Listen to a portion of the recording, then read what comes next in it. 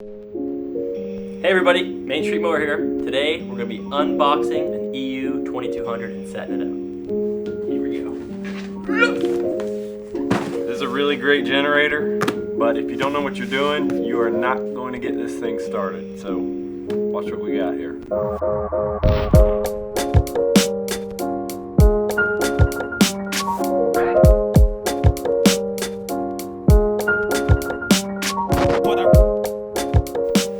Alright, first of all, you just look at the outside of this box here.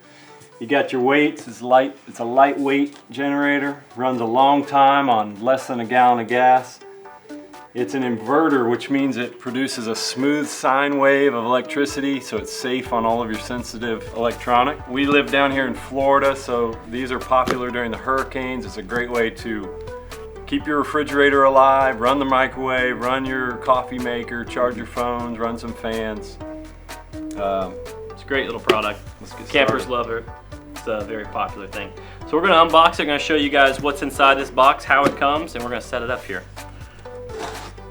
I'm just using a screwdriver. Crack it open here.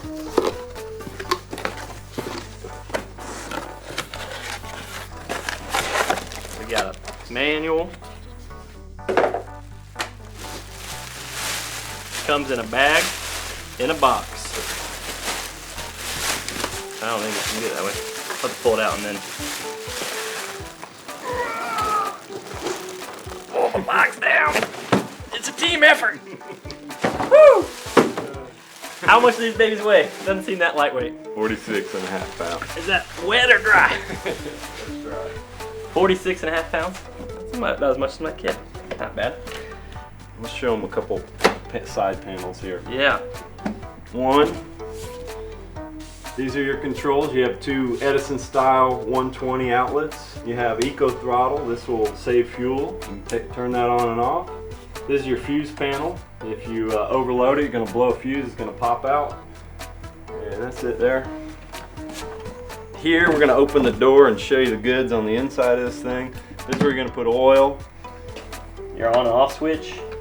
You can even shut just your fuel off on the 2200. That's a pretty nice feature. So you can run it out of fuel if you're going to store it for a while. And there's one other thing you can do to store it for a while. I'll show you that too once we have this cover off. This is your choke. Your exhaust is coming out of this side here. This is your fuel cap. It also has an on-off that you have to open up so that it'll vent. Yep. It is gas powered. It does make exhaust. It is not something you want to run indoors ever. We are going to start it just for 1 second to show you the start process, but we're not going to let it run in this space. It's a closed space.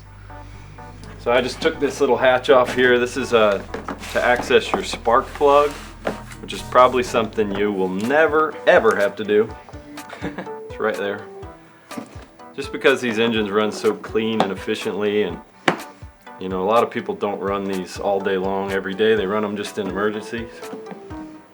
Yep, but it's a great generator for food trucks. You can even pair them up. Not this particular model, but they make a companion one, right? You can actually pair the regular one, that's $9.99, with another regular one, or you can parallel them with a companion, and that will give you a 30 amp outlet. That's pretty cool. So you could use this as like a 4,000 option almost if you bought two of them. So guys, we're going to take this cover off real quick. We're going to show you how to set it up, because it comes with no oil in it and no gas in it, and it won't start if you just put oil and gas in it. There is a trick. Flathead, pretty easy. This comes off. This is your air filter. Very easy to take off. To start it, you're going to have to take that off. Might as well do it now. Now the manual doesn't give a specific ounce of oil that goes in this machine. It's roughly around 14 ounces, but it goes in here. This is your oil drain. It's gray, and there's threads. Basically, it won't let you overfill it on level ground. You can put too much in, but it'll drain out until it's the perfect level. So it's kind of a nice deal, but it's really a little less than a half a quart, y'all. So in Florida, we recommend SEA 30. I'm gonna put a little link here showing you, or a picture showing you heat ranges and where to use it in different climates. But in Florida, we're gonna use SEA 30. It's gonna go in there. Are you gonna say something? I was gonna say basically just as much oil as you can fit in it on a flat surface is the correct level. Yep. It will start It might pouring be a out little messy. everywhere. Yeah. We set them up here at the shop all the time, and it can get messy if you're not paying attention because it doesn't take that much oil, honestly. So to put oil in there, I just got a nice fresh bottle here, SCA30, and I'm gonna pour it in. We're just gonna take our time here.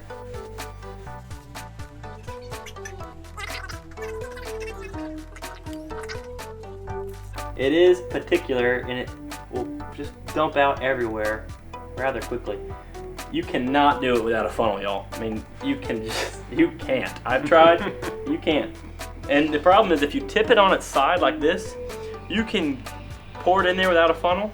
But you can probably fit the whole bottle. You can fit the whole bottle, and it's gonna come rushing out. It's gonna make a huge mess, right? Yeah. And so it's best to do it on the level surface because you won't overfill it. And overfilling it will cause all kinds of engine issues. It won't run right. It's gonna foul your spark plugs. It's gonna really mess it up. So you wanna make sure your oil level is proper. Oh crap. I overfilled it talking to you guys. Too much! Too much. Oh my gosh.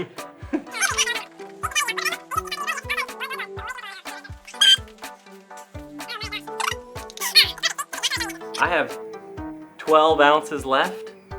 I went past my mark. I missed my mark, and look at the mess I've made.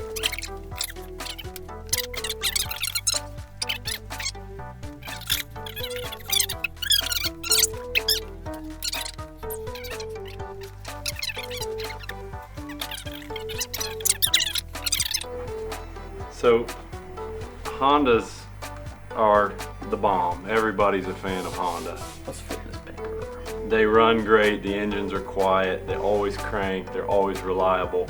But we crank maybe 200 of this unit a year, and literally every single one of them has to be sprayed to start. And we'll show you what that means. So we're gonna put this oil cap back on.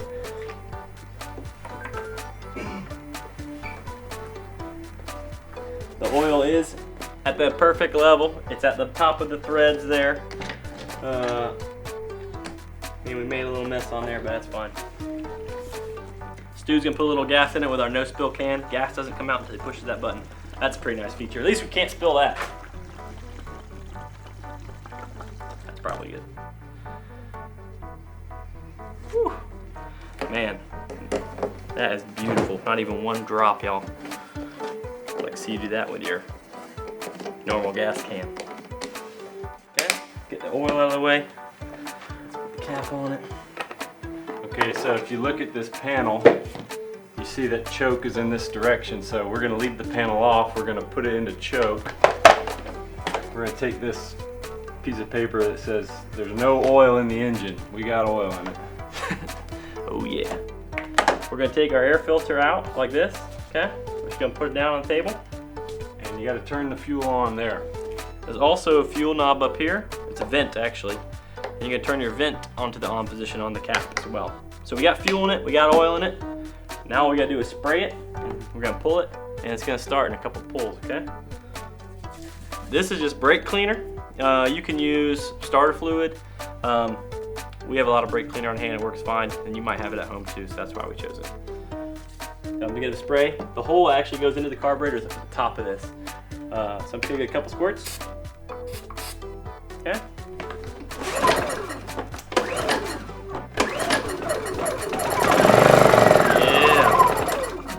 We're gonna do it one more time.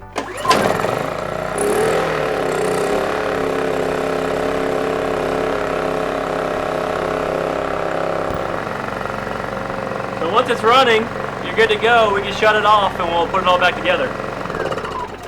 That's where you shut it off. Yep, you twist this to shut it off down here. Use your flat head. Put it all back together, tighten it down, make sure that's nice and tight. All that's back together. Air filter's back in it. This cover goes back on, has little tabs at the bottom. There you go. Guys, it's pretty easy. You just need to use a little propellant to get it started. Honestly, it's like kind of like from sitting, I guess. Maybe they get they lose vacuum, I don't know. But when you put gas in it, the gas does not get to the carburetor. You could pull it 100 times, but it won't start until you spray it. So now check out a restart. So every start after this, forget that. You don't need that anymore.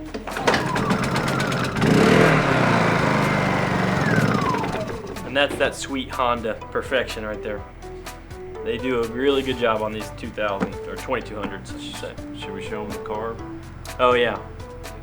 Real quick, we're gonna show you if you are not going to be using this right away. Say this has been sitting in a box. You got it from your mother-in-law because you live in Florida and hurricanes happen.